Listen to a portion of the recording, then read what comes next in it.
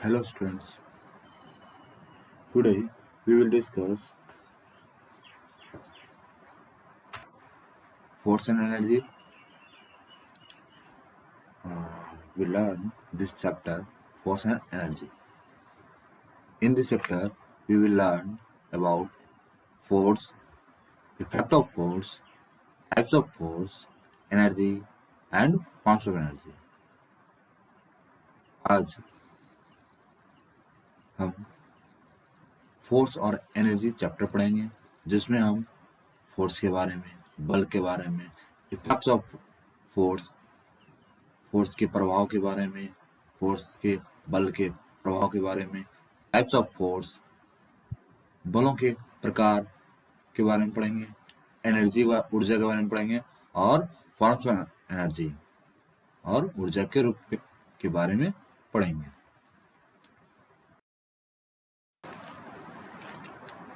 Now read force and effects.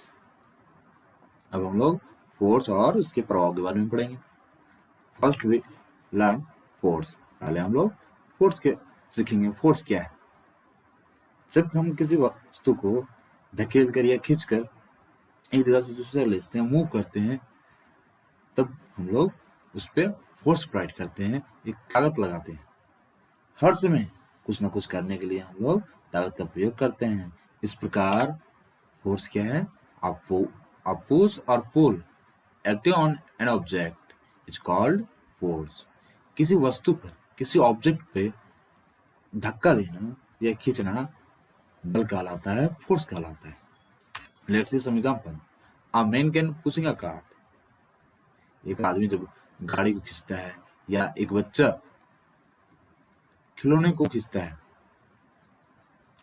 तो वो उस ऑब्जेक्ट पे, उस खिलौने पे या उस गाड़ी पे वो फोर्स अप्लाई करता है, जो फोर्स का एग्जाम्पल है।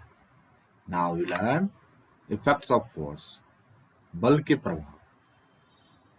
हम फोर्स के प्रभाव के बारे में पढ़ेंगे। Now it can change the speed of a moving object. किसी भी चलते हुए वस्तुओं का या स्पीड चेंज कर सकता है। Now it can make a stationary object move और मूविंग ऑब्जेक्ट मूव फास्टर। ये किसी रुके हुए चीज को चला सकता है या फिर चलते हुए वस्तुओं को तेज कर सकता है, तेज चला सकता है। Now it can change the direction of motion of a body.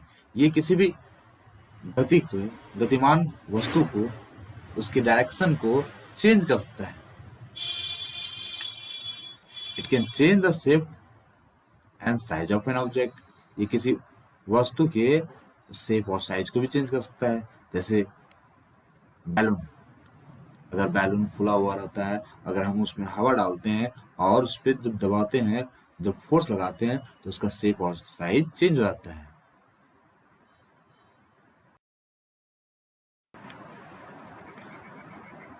Now we read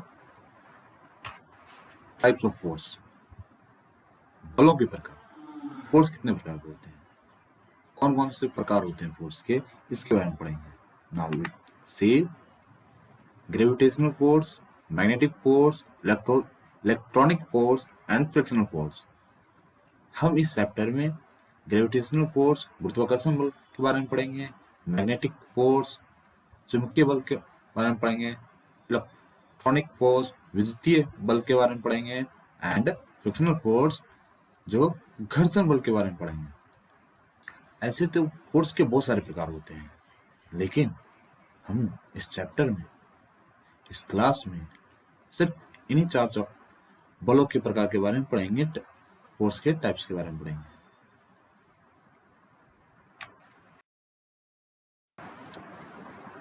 Now we learn gravitational force.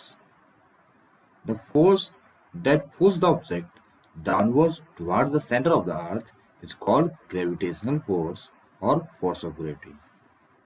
वह बल जो किसी वस्तुओं को नीचे की ओर, पृथ्वी के केंद्र की ओर खींचती है, उसे हम गुरुत्वाकर्षण बल कहते हैं।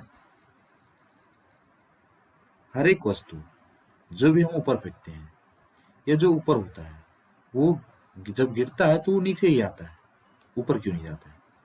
There is a question and the answer of this question is due to gravitational force. गुरुत्वाकर्षण बल के कारण ही सारी वस्तुएं नीचे आती हैं। अगर पेड़ में फल उगता है और जब वो गिरता है तो नीचे ही गिरता है। पृथ्वी में एक ऐसी शक्ति है जो सभी वस्तुओं को नीचे की ओर खींचती है, अपने केंद्र की ओर खींचती है, जिसे हम ग्रेविटेशनल फोर्स कहते हैं, गुरुत्वाकर्षण बल कहते हैं। Now learn magnetic force. What is magnetic force? You see the word magnet, and that means चुंबक। वह फोर्स जो चुंबक के द्वारा लगाया जाता है उसे हम मैग्नेटिक फोर्स कहते हैं, चुंबकीय बल कहते हैं। The force exerted by the magnets is called magnetic force. वह बल जो मैग्नेट के द्वारा, चुंबक के द्वारा लगाया जाता है उन्हें हम चुंबकीय बल कहते हैं। This force is exerted by a magnet on metals like iron, nickel, etc. ये जो फोर्स है मैग्नेट और मेटल्स के बीच में लगाया जाता है, जैसे कि मेटल, जैसे कि आयरन, निकल और भी मेटल्स हैं, ये दोनों के बीच में ये फोर्स लगता है, मैग्नेटिक फोर्स लगता है। The force is used to separate waste iron from the garbage dumps. अगर कूड़े कचरे डब्बे में अगर मेटल्स गए हैं, आयरन गए हैं, तो हम उसे चुंबक की मदद से आसानी से, इस चुंबकीय बल की मदद से निकाल सकते हैं।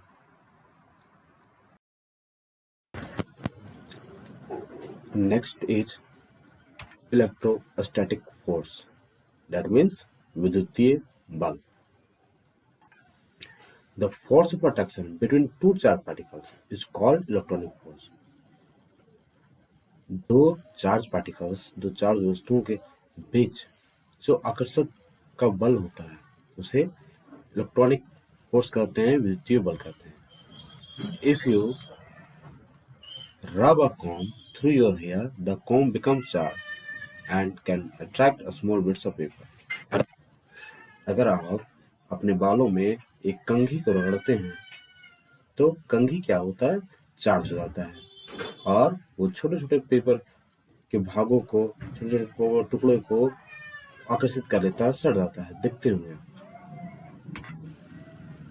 Next is frictional force, that means घर्षण बल। Whenever two surfaces are in contact, they rub against each other and try to stop the movement of the other.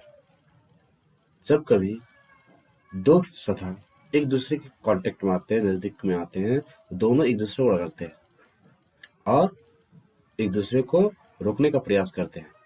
This force is called frictional force. और यही बल, यही force हमारा frictional force कहलाता है, घर्षण बल कहते हैं। फ्रिक्शन स्लोज डाउन और stop the movement of any object. Friction जो घर्षण होता है वो किसी भी वस्तु को धीरे करता है और यहाँ तक कि उसको रोक देता है। If there is no friction, anything that has started moving would never stop. अगर फ्रिक्शन नहीं होता तो जितने भी चीज है, जितनी भी वस्तुएं जो मूव करना, चलना स्टार्ट किए, वो कभी नहीं रुकते। A smooth surface have less friction while rough surface have more friction. जो चिकना सतह होते हैं उन्हें, उनमें कम घर्षण होता है, जबकि खुरखुरे सतह में अधिक घर्षण होता है। स्मूथ सरफेस में कम फ्रिक्शन होता है। इसके अपेक्षा रफ सरफेस के अपेक्षा आप देखे होंगे कि मार्बल पर अगर पानी गिरा हुआ है या घर में ही पानी गिरा हुआ है तो ज्यादा फिसलते हैं हम लोग, क्योंकि वो स्मूथ हो जाता है, चिकना हो जाता है और ऐसे चलने में आसानी होती है, क्योंकि उसमें हमारा जो सरफेस है वो रफ सरफेस होता है। या फिर मिट्टी में देख लीजिए, मिट्टी में आदमी कम फिसलते हैं क्योंकि मिट्टी रफ सरफेस होता है और इस कारण उसमें अधिक फ्रिक्शन होता है, घर्षण होता है।